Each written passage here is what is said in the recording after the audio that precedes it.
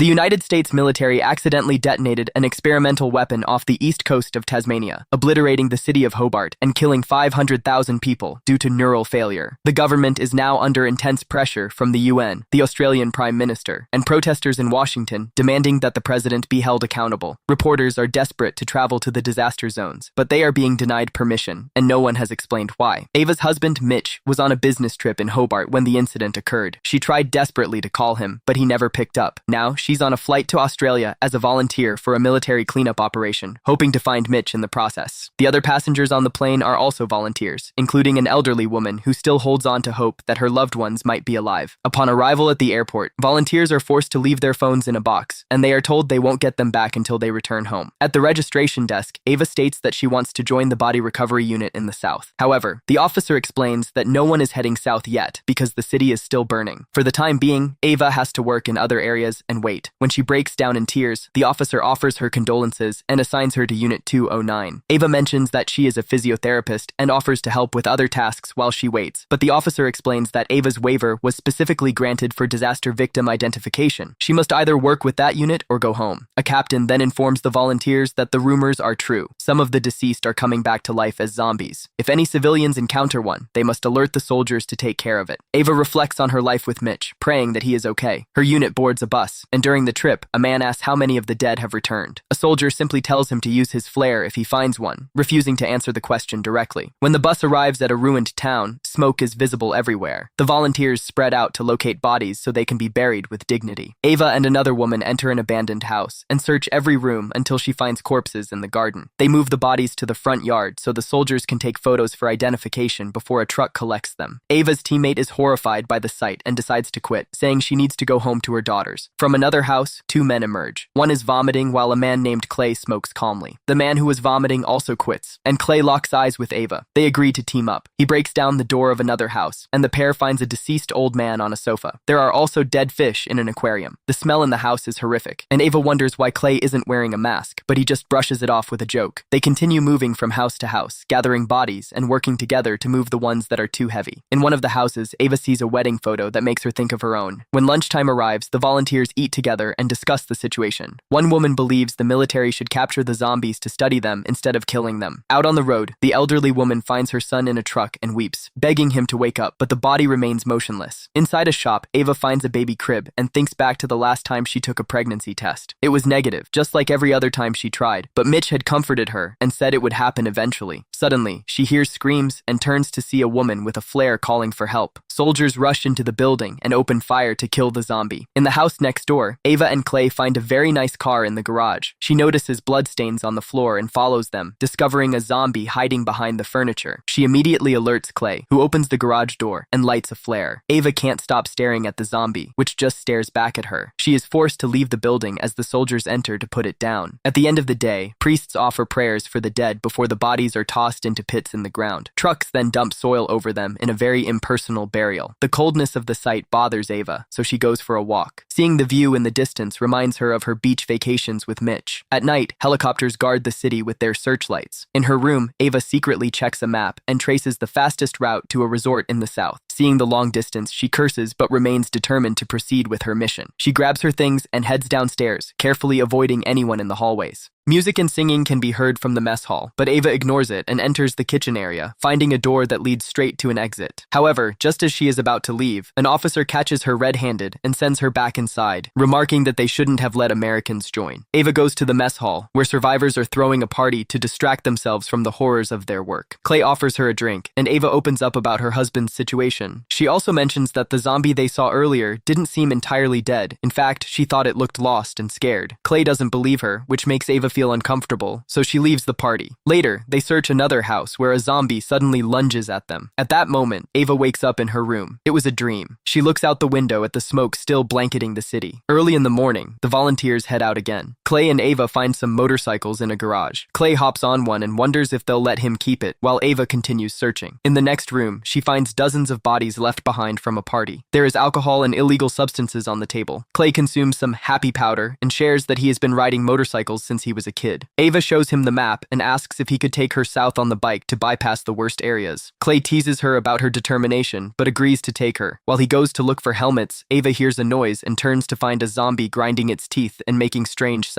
Ava tries to communicate with it, but Clay returns and tells her to get away. The duo leaves the building on the motorcycle and escapes the city through an open gate. They race down the road, and once they are far enough away, they pick up speed. Clay is so thrilled that he drives at full throttle, swerving around abandoned cars on the highway. A few hours later, the pair spots military vehicles approaching, so they rush to hide behind a car. At that moment, Ava sees a zombie in the middle of the road, but as it begins to walk, it is gunned down by soldiers. She looks at the fallen body and can't help but imagine it as Mitch. Once the soldiers leave, the two continue their journey. The closer they get to ground zero, the more smoke and ash fill the sky, and every location is in ruins. Eventually, they stop in a town for supplies, unable to stop coughing due to the thick smoke. When they encounter more zombies, they rush back to the bike to flee. In the next town, they stop at a restaurant and ignore the corpses to take a look around. In the kitchen, they drink tap water and wash up. Clay's muscles are sore from the long ride, so Ava gives him a massage. She shares that she has been a physiotherapist for 6 years and recently opened her own clinic. Mitch worked in renewable energy and had come to Australia for a company meeting. Clay says he is a builder with a small business in Melbourne. Ava looks at his tattoo and wonders if he lost someone, but he doesn't answer. Suddenly, a zombie appears behind them and begins destroying furniture. Clay prepares to hit it with a chair, but at that moment, the zombie is shot by a soldier named Riley. He explains that the longer the zombies last, the more agitated they become. The creature is still moving, so Riley stabs it to kill it for good. He then asks the two why they are in a restricted area, and Ava tells him everything. Riley wants to interrogate them, and Clay goes first, so he locks Ava in a room while she waits. Once the men are gone, Ava cries and apologizes to her husband for failing him. She thinks back to the day Mitch came home from work and asked to talk. Hours later, Riley opens the door and tells Ava that Clay ran away, pretending he needed to pee. He tried to look for him, but had no luck. He says he understands the need for closure, so he offers to drive her south, but she must promise not to try to escape. Ava agrees, and Riley says they need to pick up a few things before they leave. On the way out, she notices his wedding ring. The two set off in Riley's truck and arrive at an inn called Bluebird at night. Riley was stationed there and knows there is food inside. He offers to make dinner, and Ava points out that he said he only wanted to grab a few things, but Riley thinks they should take a break. During dinner, he talks about his father, who was also in the military. Ava refuses to eat and finds some photos of Riley with a woman named Katie. He explains that she is his wife, who was 8 months pregnant when the incident happened. Riley was away on a military mission. As soon as he learned the area wasn't radioactive, he got on one of the first helicopters heading there. Unfortunately, he found Katie and her family dead at the dinner table. When Ava asks if Katie came back, Riley smokes instead of answering. Ava then asks when they are leaving. Riley promises they can go soon, but first, he asks for a favor. In the bedroom, she puts on Katie's clothes and even wears her perfume, but she refuses to put on her wedding ring. In a drawer, she finds a pair of scissors and hides them under a pillow. When Ava is ready, Riley comes to the room wearing civilian clothes. He plays music in his headphones and receives his favor for them to dance together. Riley gives Ava one of his earbuds and pulls her close for the dance, allowing her to pretend she is with Mitch again. He calls her Kate, apologizing to her and telling her he loves her. He drops to his knees to talk to the baby, reminding Ava of Mitch doing the same during their wedding. At that moment, Riley realizes she isn't wearing Kate's ring. Ava says he's had his dance, but he claims she ruined it and demands she switch the rings to start over. As he begins to approach her, Ava panics and hits him with a lamp before running. Riley tries to follow, so Ava locks herself in another room. After barricading the door with furniture, Ava turns around and is horrified to find Kate's pregnant, dead body on the bed. Riley believes she will wake up soon because he theorizes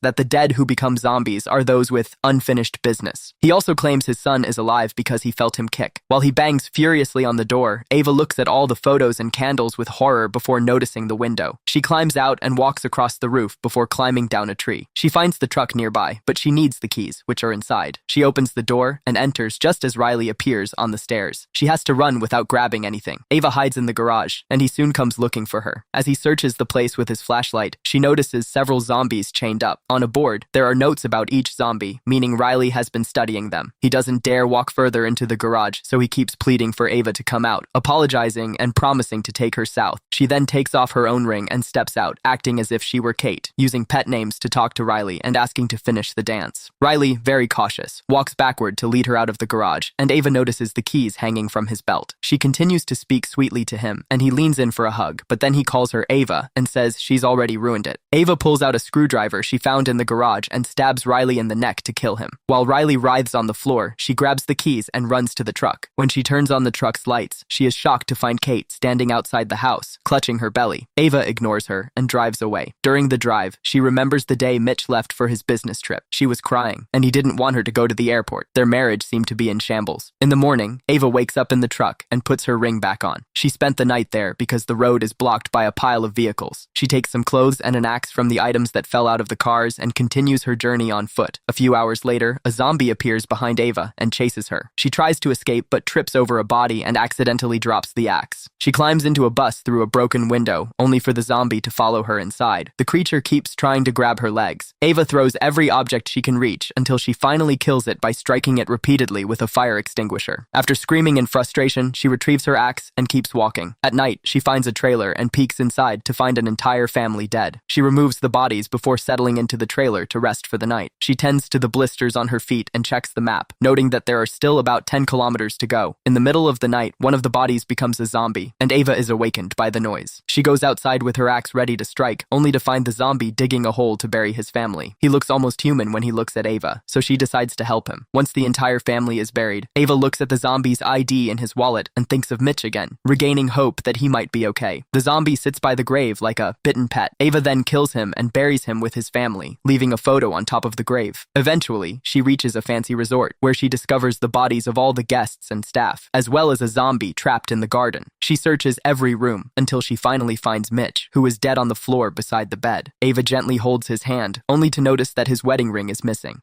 When she looks up, she notices 2 wine glasses on the nightstand, sees a woman's ID on the table, and the ring in the bathroom, meaning Mitch cheated. Crying, Ava says the woman is beautiful before screaming at Mitch, begging him to wake up for her. She is interrupted by Clay entering the room. The pair goes to the beach and drinks while Ava shares that their marriage began to fall apart when she couldn't give Mitch a baby. She wanted to start treatment, but Mitch told her to wait. Arguments became very common, and she no longer recognized her husband. Eventually, she had an affair and confessed to Mitch just before he came to Australia. She came here thinking she could find at least a part of him to fix things. In return, Clay shares that his daughter and wife want nothing to do with him. He volunteered for the project to prove he is selfless. However, when he told his wife, she just insulted him. The two then decide to forget their problems by having some fun at the resort. They drink, smoke, and swim in the pool. When a zombie runs near them, Ava kills it by striking it repeatedly in the head with a bottle. The next morning, Ava sees a photo of a Viking funeral and gets an idea. She takes off her wedding ring before taking Mitch's body, which she moves to the beach with Clay's help. He ends up vomiting on Mitch because of his hangover.